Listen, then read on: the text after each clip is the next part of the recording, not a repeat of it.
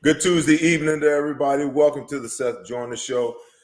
The Eagles finally got a victory. After a 4-week slide, they're in the win column. To join me a little later on, in a sec, I should say, is my good friend, my ex-teammate. You guys know him from his days with ESPN.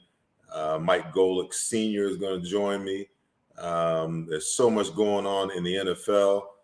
We got the trade deadline that expired today. Not a whole lot that's going on. We'll kind of recap, and talk about some of those things.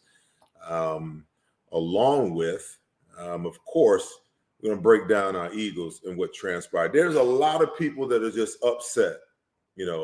Everyone's, we should have beat the Detroit Lions. You're right. There's a whole lot of teams, that you face that you're supposed to beat.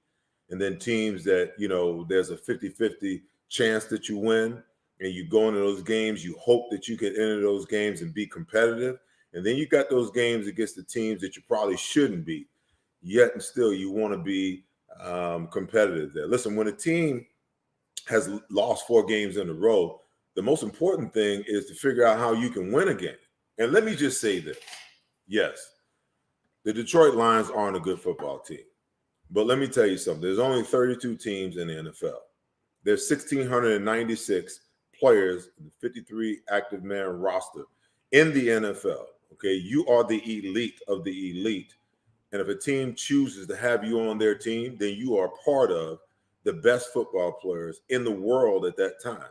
Now, are teams all equal? Absolutely not. You got some organizations that do it right and put a great product on the field, yet you have some organizations like the Detroit Lions who have, wallowed in mediocrity for the last 60 years.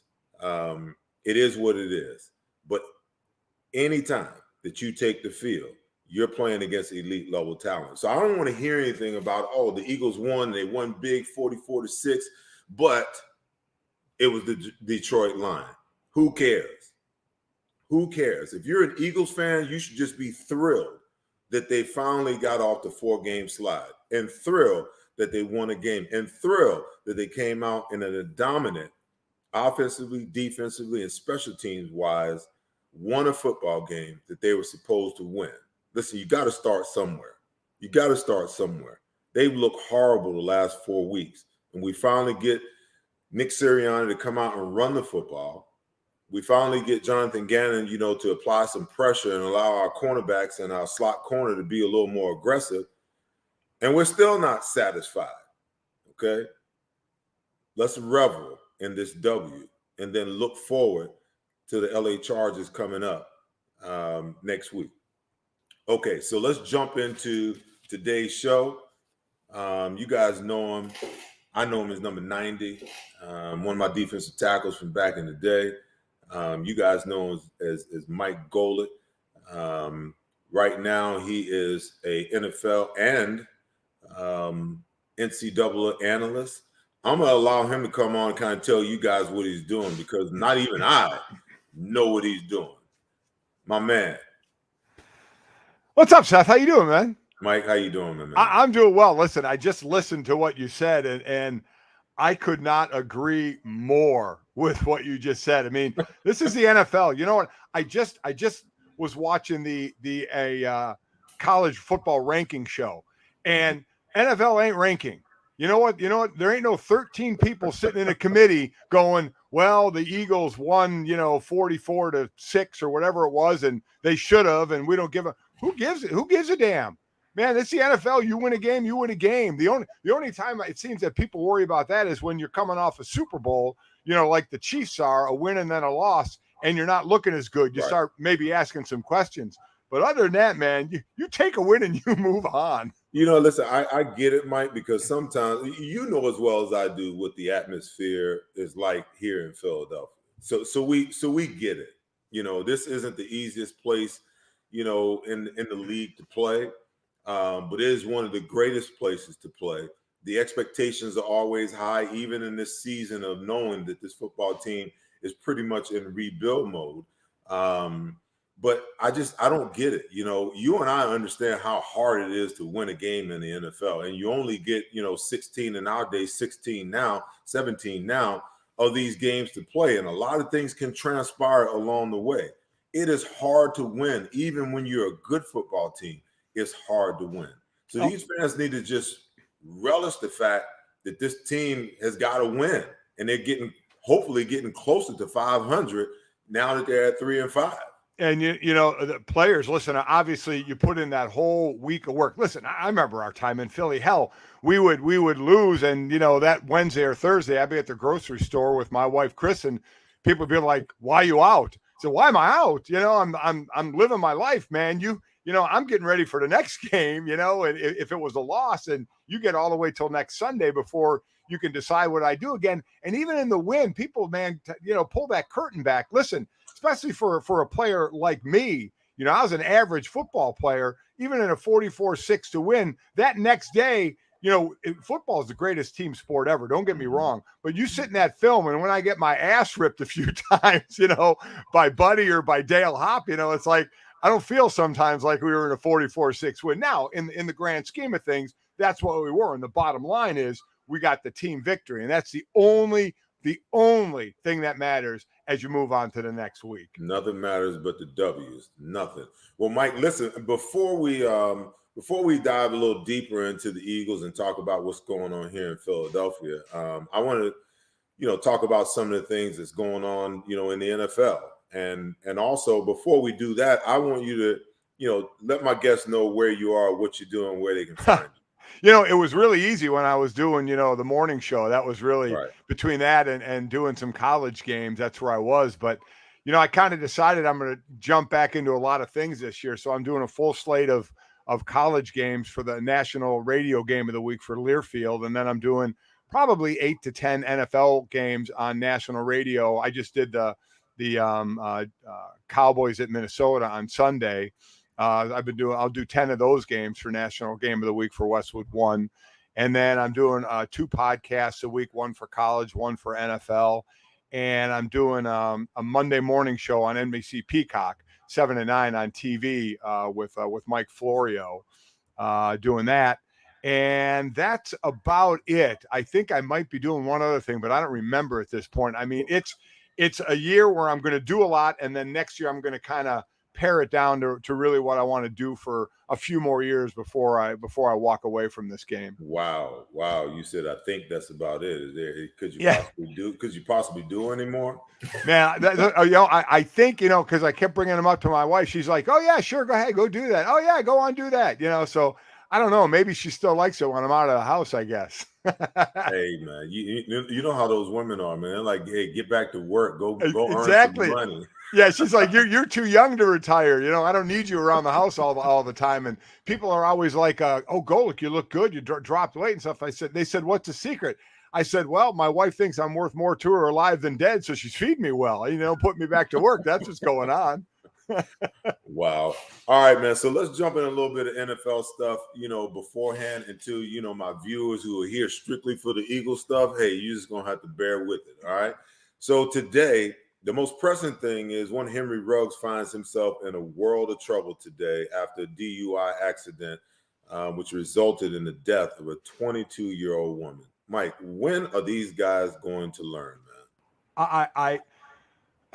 You know, we've progressed so much in a lot of ways, you know, and now listen, drinking and driving is obviously never been acceptable. Right. But as we've grown, and now with Ubers and all the different ways that you can have somebody else drive your car, I'll say there's never an excuse to get in a car when you're drunk. But I mean, today with all the ways to have a ride set up, to be able to get a ride, you know, with the apps and with everything, it is just inexcusable. And it sounds like from the tweet that he was coming from a Halloween party or something like that. I don't know that for a fact, but I don't know, Seth. I don't know. You know, it's one of those, we all think we're invincible when we can play, and it doesn't even have to be play, but we're talking about athletes here. We know we think we're invincible, but you know, we're not. And the sooner we can make better decisions, you got to be a different person off the field than on the field, and understand your situation before you even step out for the night. before you even go out, understanding what you may be doing, and do the smart thing then. Don't wait till after the fact, and God forbid, don't get in a car to do it. It's so sad, and we'll all talk about it from the football side, but there was a life lost. Right. I mean, there's a life lost that will affect so many other people because of this stupid decision to get in a car under the influence. It is just so sad. You know, when we played and we were younger, you know, we obviously, you know, did some dumb things. Yeah. You know, by God's grace, nothing this bad, you know, ever occurred. But, you know, the problem is, and when I try to, you know, when I'm talking to young people, I try to let them know that, you know, pay attention to your decisions, because, you know, in this situation, one wrong, bad decision is going to change the trajectory of his life, for one, and more importantly, it took a life. Yeah. Well, that young lady has a family. Somebody was waiting for her to come home on Halloween evening, and they will never see her again. So the power of your decisions, you know, is really, really what's at stake here. I think, and you know this, obviously, it's again with that feeling of being, you know, an athlete, a pro athlete, that I think there's that feeling of, it won't happen to me. Yes. You know, you'll see in the news, this player did this player did that. There could be someone right in your locker room, you know, that something bad happened to. And if it's your friend, obviously you feel horrible for it, or, you know, acquaintance or whatever. But you go, man, that's a damn shame. And then you're like, no, that won't happen to me. Yeah. You know, I won't be in that position. And that's the one thing, because you do it, I do it. We talk to, you know, young players. We still know some, or talk to them.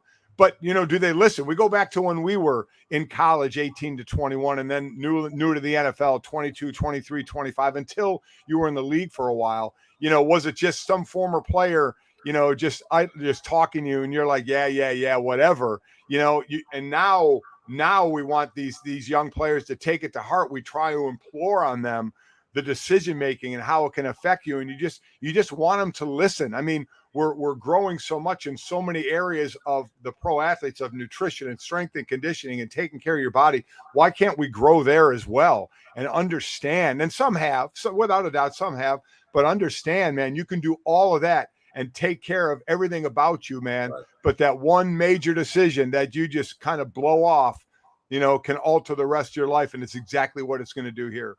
One more point before we move on, Mike. You know, when I came into the league and you came in the league, there were guys in the league that were, you know, 30 to 35 years old. And those guys kind of served as mentors, you know, to guys like you and I, to tell you, you know, what to do and what not to do, where to go and where not to go. You had, you know, that leadership in the locker room. You know, in this salary cap age, do you think that that's a problem, that you've got 53 really young guys on the roster without very many, you know, older veterans, guys that have been there and done that and seen that could pass the knowledge on to the next generation of players? Yes. One of the things my dad told me, you know, when I got to the high school level, to the college level at Notre Dame, and in the pro level, he said, keep your mouth shut and your ears and your eyes open. Listen to those who have been there. Watch them. Watch what they do. I've always said that about you when young players come in. Watch how he prepares, whether it's a weight room or the film room. Watch. You don't even have to talk to them if you don't want to. Just watch and learn. But I do think that more players, and this isn't across the board. I don't want to indict every single player out there, because there's some that still understand that. But some come in thinking they know more than they do, because all of a sudden when you're drafted and then you sign your contract, you become a pro athlete. But that doesn't mean you're a professional yet. Right. That doesn't mean you know what it takes to be a professional yet. But you come in thinking you do, or at least you know some of that.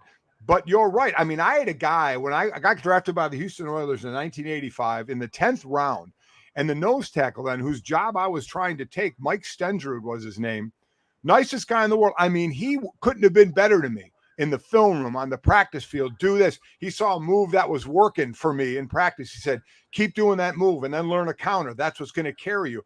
He ended up getting cut. I ended up making the team. I mean, but he was there. He was like 10 years by the time I got there. And I just thought it was the greatest thing, you know, that happened. And I also thought it was a natural thing, that this is just what you did because it was your teammate. But to your point, with the salary cap, because for a while there, that middleman, which was a lot of times a veteran, got knocked out of the league. And it was either the top paid guys or young players. And young players, man, if you don't have anybody to kind of help guide you a little bit, you're navigating those waters by yourself. And sometimes it can take a little longer, or you can trip up a lot along the way. All right. So Von Miller is traded to the Rams. In your opinion, for 2 and a 3, in your opinion, what does this do for the Rams, which already has, this staunch defense? And obviously they're all in to win a Super Bowl this year. It seems like the salary cap situation is probably going to bite them in the ass real quick here. But they seem to have all of their chips pushed to the middle of the table. What would this season mean for them if they're not able to close the deal? Well, I mean, it would be horrific because there are a couple of ways to do this. Miami tried this a few years back and it blew up in their face. I mean, hell, Philly years ago tried, what was it? The Dream Team, wasn't it? Mm-hmm. It's a tough way to go. Yeah, I mean, you look at their draft pick next year, they just have a few. So they've been doing this. This isn't something new for them. So it all depends on the players that they can keep going forward, because they are pushing them all in. So what is your window? You look at a team like the Kansas City Chiefs, who were able to sign last year and the year before a number of their star players, and they still got Mahomes signed because Mahomes' deal I don't think really kicks in until next year. So they had some room to play with to build a team through the salary cap. And those I think are the best teams for the long haul, when when a guy's deal is up, another one is 3 years. What's his cap? Those capologists, are to make the smart moves to keep a steady team and not have a lot of dead money when you get rid of somebody. This is what you run into when you kind of do it the Rams way, but they're in for a penny, in for a pound. I mean, if you're already going to go where they went, why the hell not do this? Right. Why the hell not grab another guy? If nothing else, for insurance on an injury, because, we're not even halfway through the season. Someone's getting hurt. So the more bodies you can have, and then what bodies you have on that D-line. Are you kidding me? I mean, it's crazy, the pass rushers and the talent that they have. So I get it. It is a risk. It is a big-time craps roll of the dice, because if you don't do it, then what do you have showing for you next year, once you got to be in the salary cap? Where are your guys on their contracts? Who can you keep? Who do you have to get rid of? So those are the things you have to see the next 2 and 3 years down the road, how it will affect them. But right now they're like, we're in it for this year, and with good reason. I mean, they're one of the best teams in the league. So right. I get it. Right. So you just mentioned the Kansas City Chiefs. When I watched them play, in my opinion, their Super Bowl window has shut. On the offensive side of the ball, it looks like, the experiments that they made at the offensive line position, they really were forced to have to do it, have not worked out at all. You throw into the mix that, their young running back got hurt and he's going to be out for a while. And the way the defenses are now playing them, everybody's playing a too high safety, and they're forcing them to have to run the football. Right. And Patrick Mahomes is just not exhibiting enough patience, a la Tom Brady, to take what the defense is giving and move the chains down the field and score incrementally. They just want to hit home runs. And I think it's killing them that they cannot commit to just taking what's there and moving on. And then on the defensive side of the ball, you talk about a precipitous drop. I could just go through the names of guys. The only guy that looks like he's still got something left is Jones. Yeah. He's the only one. I mean, Sorensen is done. Yeah. Honey Badger, a shell of himself. I mean, I can't even name anybody else. Frank Clark, he's been hurt on and off, ever since they signed him. He has given them nothing. And I can't name anybody else on the defense. And listen, Steve Spagnuolo is a great defensive coordinator. Yeah. But even he can't overcome the inefficiencies that he's seeing on the defensive side for them. What's interesting is people keep saying, what's wrong and can they come out of the funk? So as a player, this as a player, when they've had that success, they've won the Super Bowl and then been to another Super Bowl. So in that locker room, I'm sure there's a thought process, well, we did it before, we can do it again, because it's a lot of the same guys, and those guys all believe they can still get the job done. Now, Frank Clark and Chris Jones just come back from the injury and they looked decent against the Giants. They held the Giants to 17 points. So if those guys can stay healthy, but they're not. But I'm with you on that defense. The defense is a sieve right now. And offensively, I mean, feel free to hit the underneath, right? I mean, it's home run city that you're able to do. But I mean, this is what happens. Even the 46 defense that Buddy started with the Bears and brought to Philly, it gets figured out. Teams learn what to run against it. Now, if you still have better players than the offense, you can still, get the job done. But they learn where the weaknesses are. This happens all the time. So then what do you do to adapt to that? What is your answer to that? And for anybody to think that, Kansas City was just going to stay there and nobody was going to start, because what happened? So what's the way to compete with Kansas City? Was it to all of a sudden say we're going to play defenses where they're not going to score any points? Well, quite honestly, their scoring is down, but what do you have to do? Fight fire with fire. So now AFC teams can score a lot of points. They said, okay, if Kansas City's going to score, we have to be able to score with them. So Buffalo can score with them. The Chargers can score with them. Baltimore can score with them. Now there's a few teams that can score with them, that can put up those points. And then if you can hold them with your defense a little bit, even better. So that's where it's changing. But people don't just stand idle and say, wow, look at those Chiefs. We're never going to catch him. You do stuff to try and catch him. And you bring in more firepower. So, okay, we're going to go try and go score for score with them. And they're not scoring what they did. They haven't adapted enough on offense. They started running. I mean, the stuff they did last night that was on Monday night that's successful was running. That's what was working for them. Right. So how do they continue to incorporate that? I mean, Patrick Mahomes actually looks a little skittish back in the pocket at times, which is somewhat amazing. So to everybody to keep thinking, oh, they're gonna come out of it, they're gonna come out of it. Hey, maybe they'll hit it at some point, because the bottom line is hitting your stride by playoff time. But right now, while I worry about the offense some, I'm almost more worried about that defense. They can't stop anybody. I spend time, obviously, because of, our defensive background. I'm looking at the offense and trying to figure out, okay, right, what the real problem is. And to me, it seems to me that, Patrick Mahomes he's impatient for two reasons. First of all, they're used to hitting a couple of big plays every single game. And when you're playing too high safety, they're just not there. You got everything you need to stop them from going deep. The other thing is he's trying to work from deep to short instead of just taking what's there in front of him so that you can move the chains. Because he doesn't want to just dump it off and take 5 and take 6 and take 3 and move the chains. He wants the big chunks. I think that's the thing, especially if they're able to run the ball the way that they've been running it, the last couple of games. If you can win first down, you can go play action on second down and get whatever you want just to move the chains. That's the one thing about Brady I think that I admire the most, and what people don't really ever talk about is what that guy does is he takes what you give him. His intent is to get a lead, and once they get a lead, the defense that you're playing that forces him to take what you're given now, because you're behind, now that forces you to do some things that you might not want to do. That makes you go to single high safety. That might make you play some zero coverage. Now that's your opportunity to take shots down the field. It just seems to me that it's not just Patrick Mahomes, because he ain't the only one, that's running this thing. Andy Reid is culpable.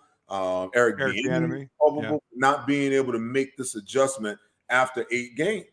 Yeah, listen, I agree, and it's somewhat stunning to me that they haven't. That they all now certainly revamping the O-line has not helped. That has definitely not helped. But I mean, I agree. Instead of hitting the home run, if you take what they give you short, they're going to have to come up at some point. If you run the ball a little more and it's successful, hell, your play action is going to work a little more, even better. But I'm with you. I completely agree about Brady. It's death by 1,000 cuts, and then he's going to pop you on that big one that just put, that he puts a foot on your throat. Yeah. That's what he does. But he methodically does it. And then when it's there to do, he does it. And Kansas City, they just try and hit it reminds me of a little bit, not a ton, but a way they scored of the greatest show on turf. But they had Marshall Faulk, could run the ball, could catch a short ball out of the backfield as well. So the whole object is God, I talk about this. I don't ever calling a game. Who's trying to dictate to who? Offense tries to dictate to defense. Defense tries to dictate to offense. Well, right now, the defenses are dictating out there with the too high. I mean, that's just what's going on. And until KC makes some adjustment, they're just going to keep getting dictated to. What you were just talking about Brady is kind of like, with Buddy. I can remember Buddy used to say to you five guys, hey, if you guys want to rush the passer, you got to earn the right to do so. You got to stop the run first, and then once you stop the run, I can turn you loose. You can go get, the passer. We can run all of these blitzes and whatnot. And that's kind of what Brady does. They run the football. He's not upset about not dominating, by throwing the ball. They run the football. They take the short check downs. They move the chains. And then once they get you behind, they've earned the right to take the shot down the field because they force you into something that you don't truly want to be in. So let's wrap with a couple of releases today. Jalen Smith was cut by the Dallas Cowboys a couple of weeks ago, cut today by the Packers after 2 games. Listen, I was at the game when he blew his knee out in the Fiesta Bowl. Mm-hmm. When Notre Dame played Ohio State. I saw the injury, was on the field, saw it. It was tough. And the comeback that he made was absolutely incredible, all the way to, getting Jerry Jones assigned to that big deal. And I'm glad he got one, because then obviously it's been tough since. Micah Parsons comes in, by the way, who is a full-blown man right out of the gate. Again, I said I did the Sunday night game, Dallas and Minnesota. Dude's all over the field. He is unbelievable. And they have Van Der Esch obviously there as well. So Jalen became expendable. And now already again with the Packers, it's been that's the one thing about it, man. You're riding high, and then it can be real quick going back down. So I don't imagine his career is over. I imagine someone else will take a shot with him. He'll try and reinvent himself with somebody. But that was a little surprising to me. Yeah, I'm surprised that that after it only took 2 games for him to get released there. I thought that he was still a pretty good player. Obviously, Dallas knew something that on the outside we didn't know. And then also Deshaun Jackson was released.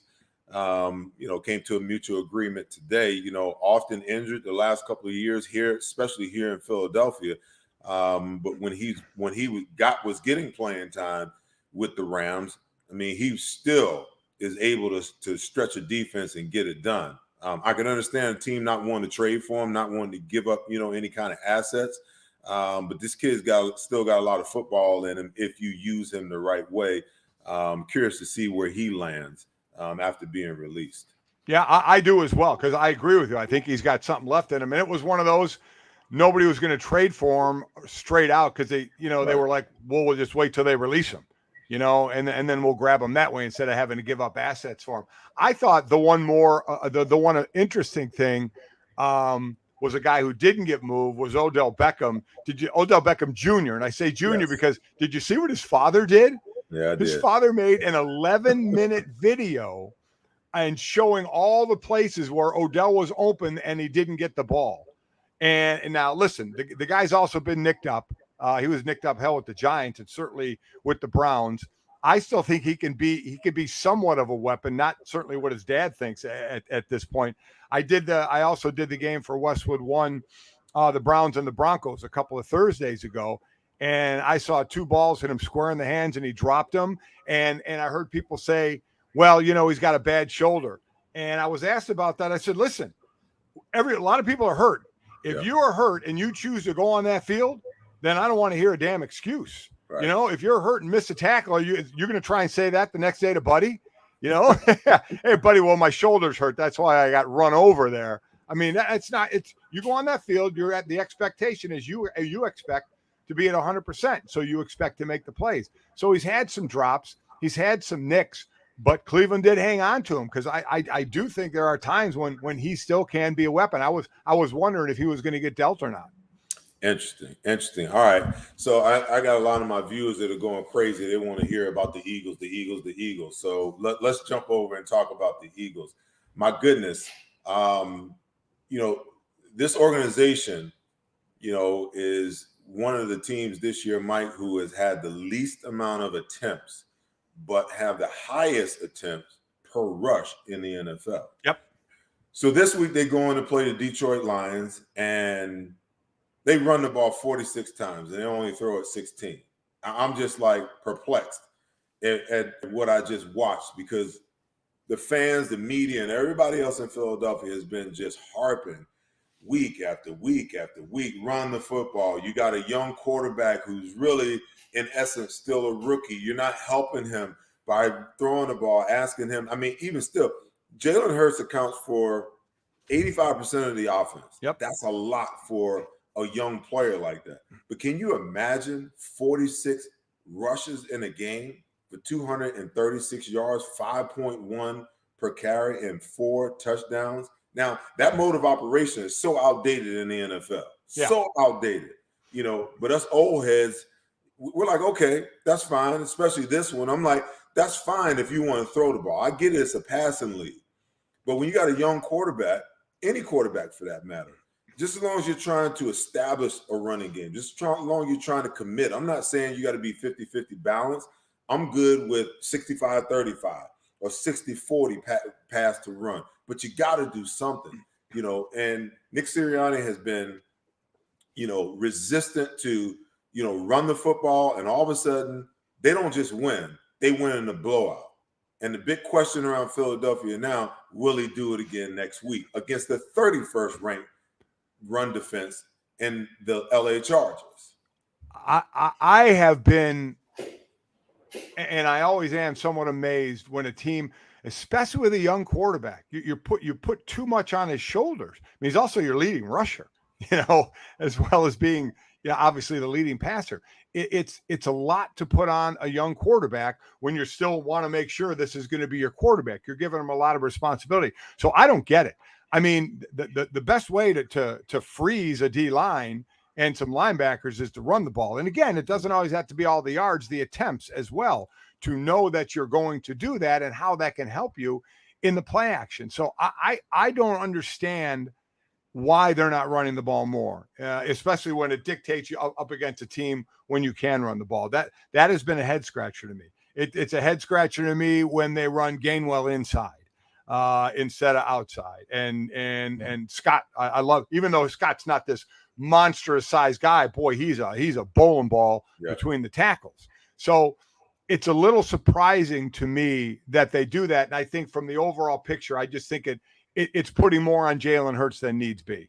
Right. Well, today I was listening to WIP today, and Ross Tucker, was on with Joe DeCamera and John Ritchie, and they were kind of debating, in wonderment, why Gainwell was kind of left out of the game plan.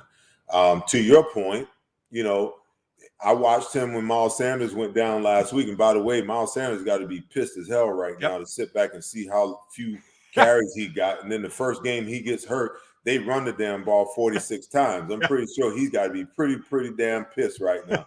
But you watch Gainwell, in the game last week when he gets inserted because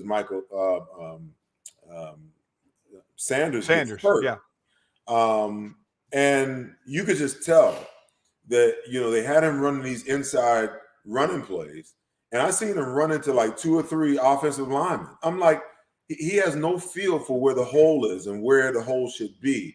And he feels very, very uncomfortable running the ball inside. Now, when you got those quick hitters where you just turn around and you hand it to him, and because the offensive lineman and defensive lineman are engaged and you give him a specific hole to hit, he'll hit it and he'll hit it fast. But, to Josh Skill's comment right here, he said, Gainwell has no patience when running. It's not that he doesn't have patience. You remember we went through this in Miles Sanders' first year. Jordan Howard was on the team. They started off Miles. They wanted him to be, the go-to guy. And Miles really struggled. And all of a sudden, they put Jordan Howard in as the starter. And now Miles got an opportunity to see the patience that's needed, the understanding of blocking schemes, and sometimes how you have to wait an extra second for a blocking scheme to develop. And I was just watching that game, and I'm like, okay, you got Boston Scott on the sideline. He can run it inside and outside. Give him the inside run. Don't put Kenneth Gainwell in there to be running in the back of Jason Kelsey and all those guys, because it looked like he was running with his eyes closed.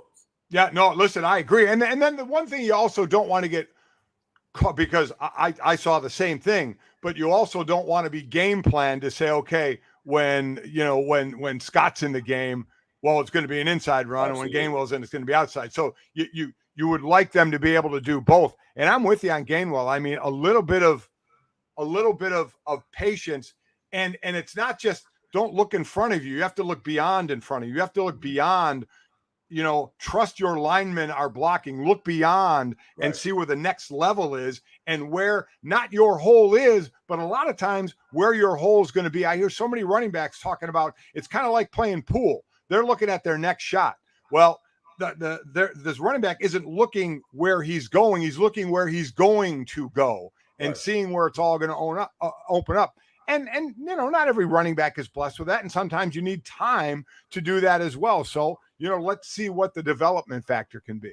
Listen, they love Gainwell. And one of the things that the Eagles are keen on doing when they draft a guy and they're high on a guy, they want that guy out there and they want to try to push the envelope.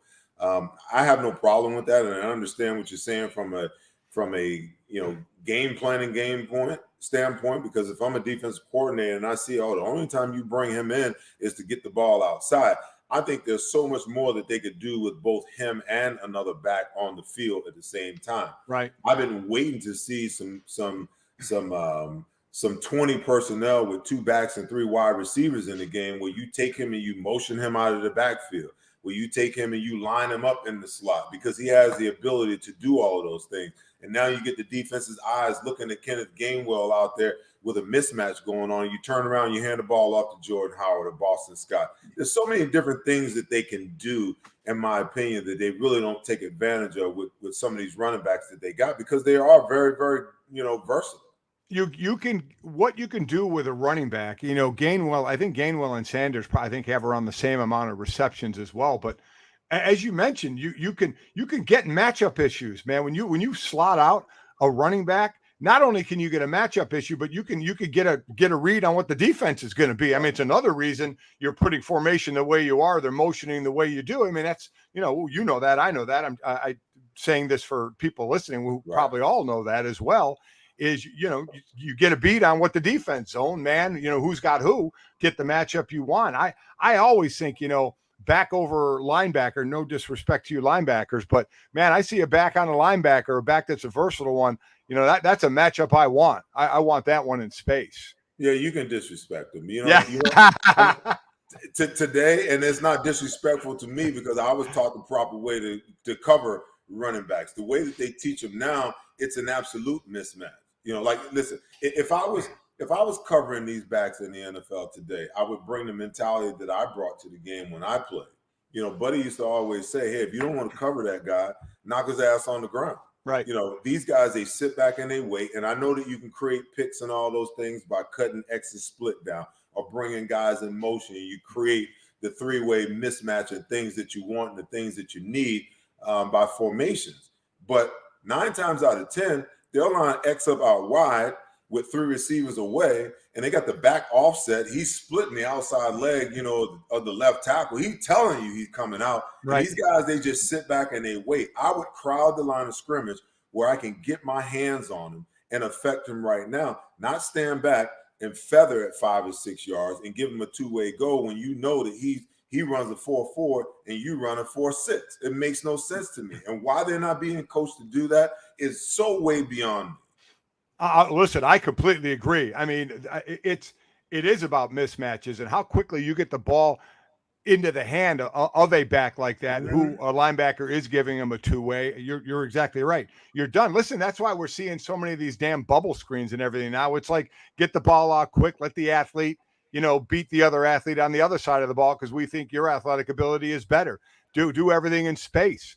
And to your point, well, don't give them as much damn space. Now, I get it. It has evolved with the trips and the bunches to try and create either the pick or, a clean get off on the line. I get it. So it might be a little more difficult to do what you're saying to do. But there are situations where you can, like you just said, when you know that back is split, he's giving it away, and you're watching a film, and you game plan enough, you know what the hell he's going to do. So getting his grill, instead of letting him do what he wants. Well, listen, the bunch is nothing new. We didn't see a lot of it in our day because, basically 3 wide receivers on the field, that kind of stuff was relegated to third down. Now you see it on an ongoing basis. But the tenets of it all has always been the same. I mean, it drives me crazy when I see these guys, see these teams, they either line up in a bunch or they line up X close and they motion a guy across. Right. And it motions to a bunch without them actually having to line up in it. Well, the tenets of it are always the same, okay? For spacing purposes, you're always going to get, if you got 3 guys, you got one guy that's got to go in, one guy that's got to go out, and another guy's got to sit down, And every once in a while, they'll act like that guy's going out and they'll take him high and bring another guy low. But 99% of the time, that's what it looks like. Okay, so why are you going to get up in man coverage and try to jam a guy? Just back up and play umbrella technique. I got one guy on the inside, I got one guy on the outside, and I got one guy in the middle. And I'm just going to let the route express itself and let these guys come to me.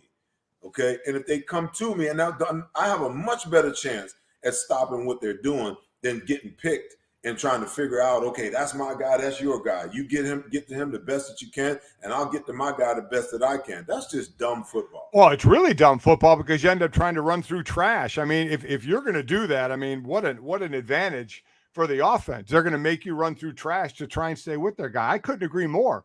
Let the routes develop in front of you. And if it's a short route, just make sure damn well you make the tackle. To me, that's a big thing for teams that want to hit the quick passes. Cool. Unless it's 3rd and 3, you don't want to give a quick pass. But, 1st and 10, go ahead and hit the 2-yarder. As long as I make the tackle right away, they want to catch the 2 or 3-yarder and yak it for another 5, 6, 10 yards. Well, you let them catch the 2, 3-yarder and tackle them. It's 2nd and 8, 2nd and 7. That's a win for the defense. So I'm with you. Let all that stuff develop and then play it along the way. I couldn't agree more.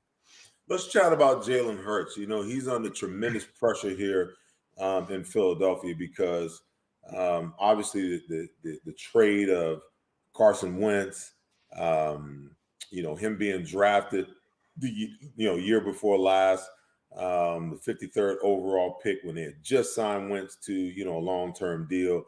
And then how everything went down with Doug Peterson at the end of last year, him being fired, and then also Jalen Hurts wind up being the guy after Wentz decided he didn't want to be here. I think the kid is under tremendous pressure right now. And I'm not trying to defend him in the least little bit, Mike, because listen, I was critical of Carson Wentz. I'll be critical of Jalen Hurts as well. You got to play. If you're going to be the quarterback and you want to be the guy, then there's certain things that you must do and certain mistakes that you must not make. And Jalen is still learning, but there are plays, there are throws for him to make, and there's, plays that he has to read the proper way. The more and more I watch film, the more and more I try to figure out, okay, what is the scheme of this offense? What are you trying to accomplish? Because there's times where I see his progression is from left to right, and everything on the right side is wide open. Yeah. And because you have so many injuries on the offensive line, the protection isn't there for him to work through a full field read. Or I'm not even so sure that they only have him on a half field read. So people see things that are open. I see things that are open that you never get to.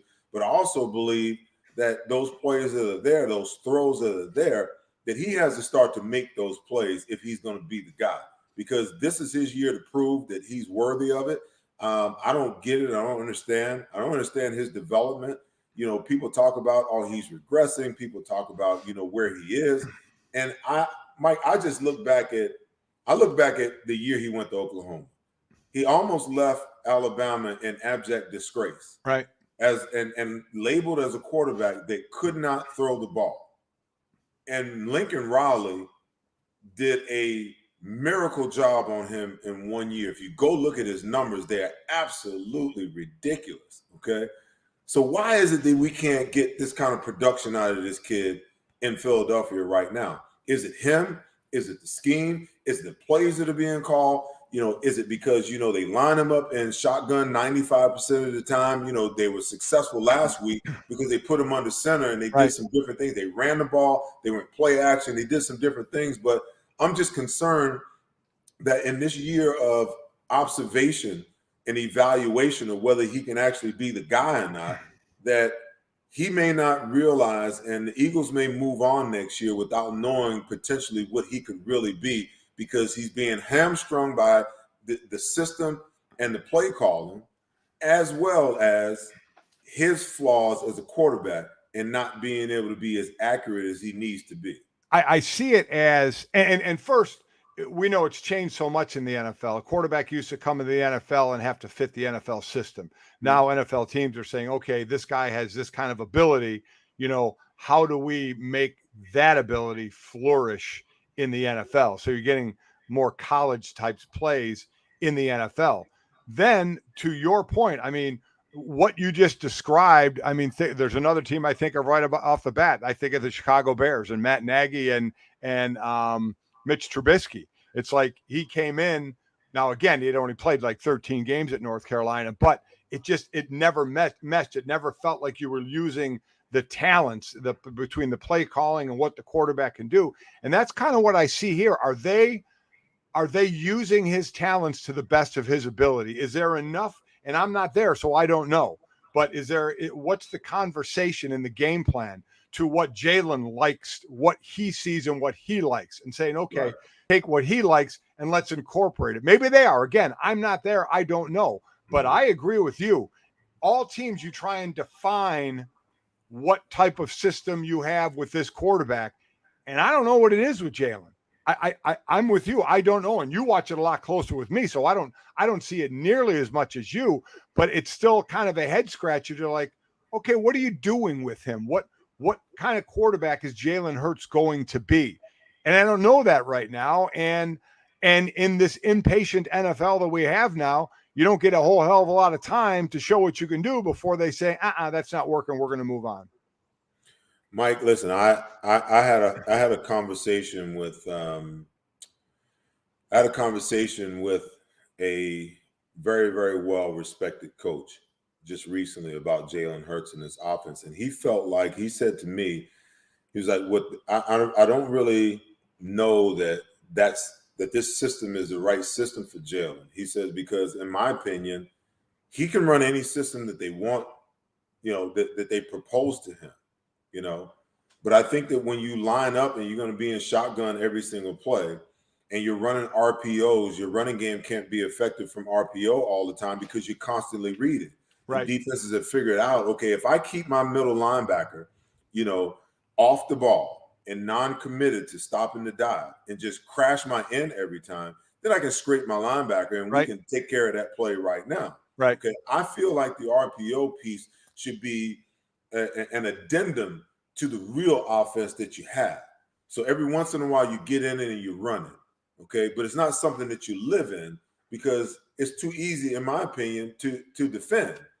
What I saw last week was, 12 personnel, 3 tight ends, with 1 wide receiver. And I mean, they had an assortment of stuff, which tells me that they got this stuff in their playbook, Mike, and they haven't been using it.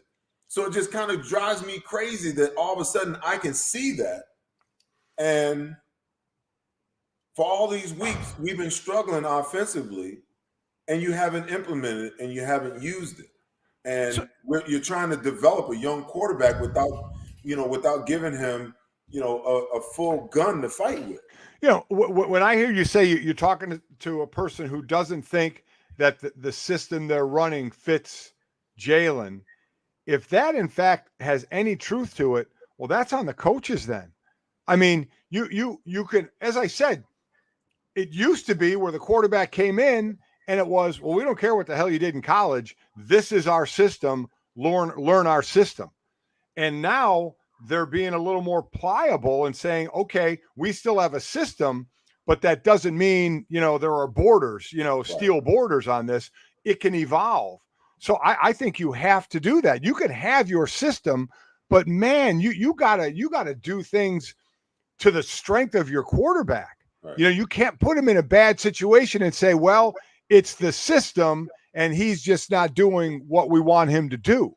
I mean, I just don't buy that. In today's game, there has to be such a hand in glove with the offensive game plan and the quarterback on what they're doing, even if it isn't in your air quotes I'm doing system. Right. You know, that system better be able to adapt a little bit. Let me clarify. I don't want to say that he said that the system isn't the right system for him. He feels like they could expand what they were doing. Right. Okay. More of that than ever, you know, and to my point, okay, where's your 12 personnel where you line, you know, one of your tight ends up in the backfield and use them as a fullback? Where's your personnel groupings, you know, where you got 3 tight ends and 2 tight ends and 1 tight ends? I mean, where's the multiple things that you can do and multiple sets that you can create to give him an opportunity to be successful? Where's your bootlegs?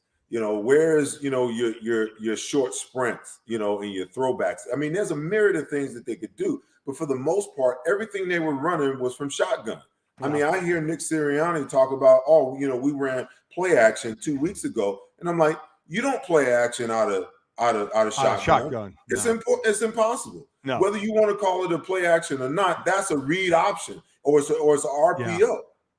I have seen more with the young quarterbacks, more in the games that I've covered, the under center, play action, half rolls, sprint outs, something that buys your quarterback a little more time. I get that it cuts off half the field at times, but you got your short, your intermediate, your deep.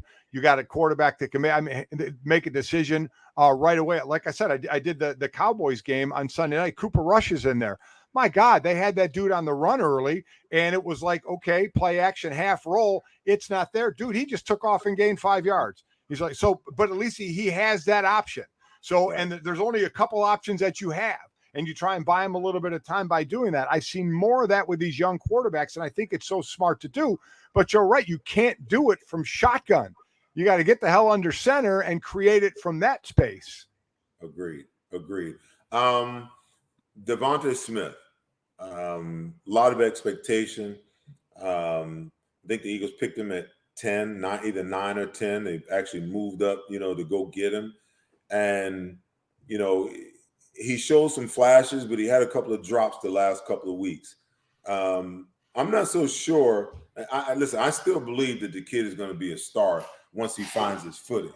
You know, the hard thing for people to understand is there's a major transition when you go from college to the pro level, you know, and how the game is played, where teams collegiately might be a little afraid of getting up and bumping you. Right. You're in the NFL, and the best defensive back you played against, you know, collegiately might be the worst guy that you see on Sundays. Right. So these guys are getting up at the line of scrimmage, they're fighting, getting hands on them at the line of scrimmage.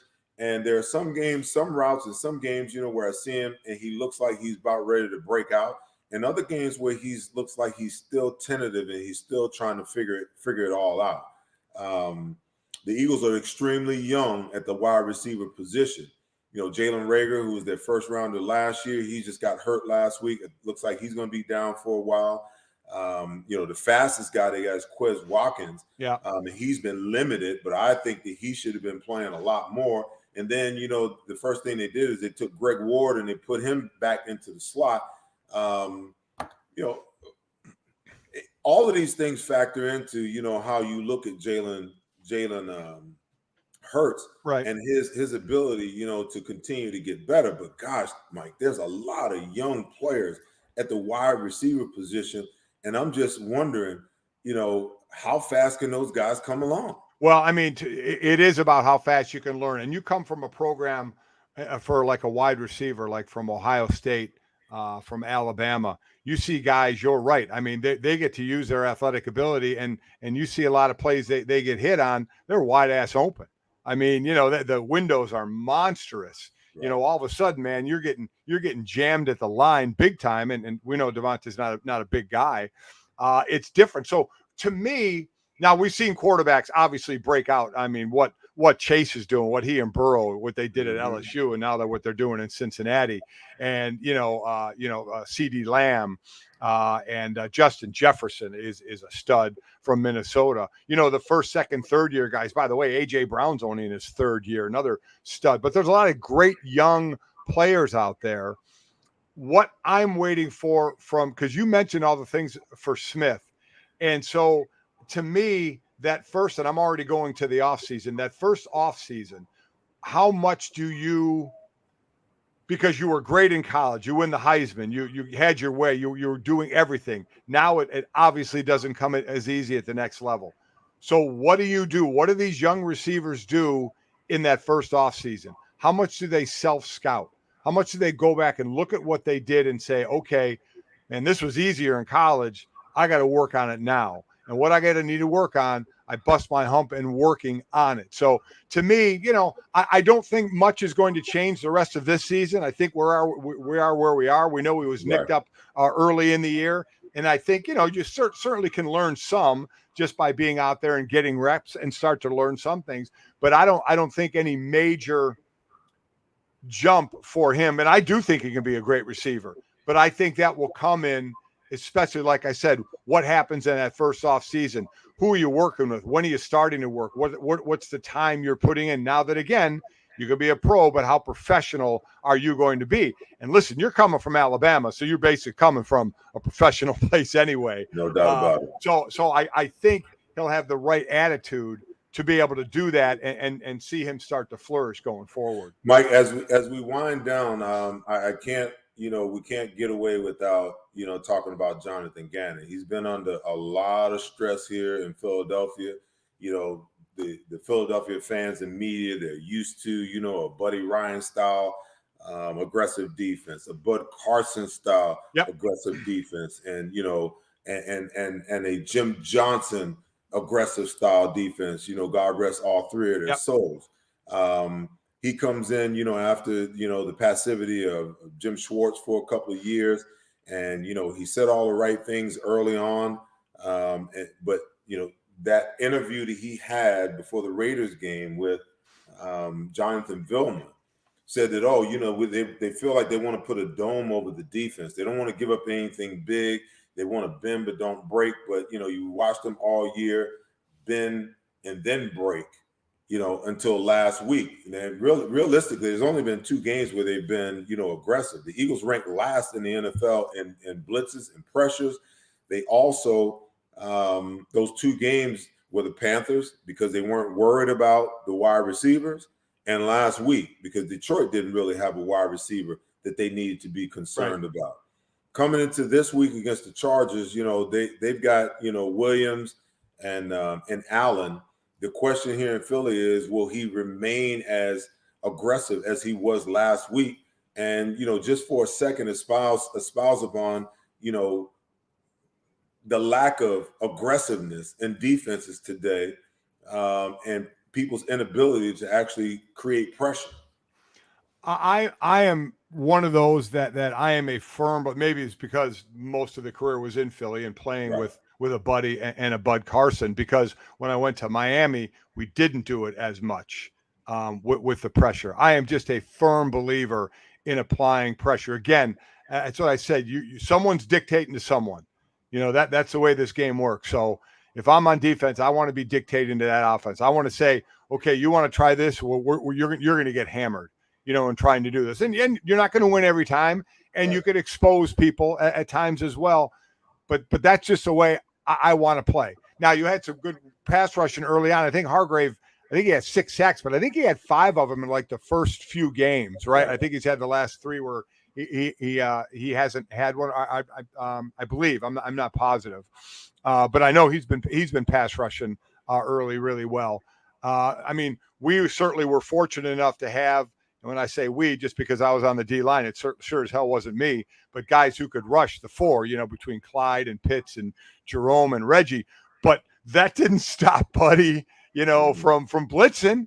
That was the best front 4 in all of football. But hell, how many times were you or B&E coming, or Wes or Andre? It still was, okay, we know we can beat you, with these 4, but we're coming after you at 5, 6. We're going to pressure you and we're going to hammer you on the outside. Now you got to have the dogs to do it as well. So is that part of it? Is that you're protecting your players a little bit because you don't think they can do some of that? Or is that just your defensive philosophy that says this is the way we're going to play? Again, I think you have to be pliable enough to be able to mix it up some, because I sure as hell know I would like to see some more pressure there. Well, Mike, my producer wanted me to ask you about your favorite Buddy Ryan or Bud Carson story, but we're up against our hour. The next time I can get you on, I'll ask you those questions, man. I just want to tell you thank you. I tell my guests every week our most valuable commodity is our time. I thank you for spending the last 60 minutes with me talking some football. It's always a pleasure to see you and talk to you, my brother. No, I appreciate it. And all those times you came on my show when I was at ESPN, I appreciate that as well. It's a lot of fun. It's good to stay in touch and good to continue to hang out every now and then. Absolutely, my friend. Absolutely. Well, guys, that's the show for today. Thank you for joining the Seth Joyner Show. I'll be right back here next week after the LA Chargers game, and we'll be chatting Eagles and everything else at that time. As always, be good to each other and take care of each other. But most importantly, make sure you love each other. Peace.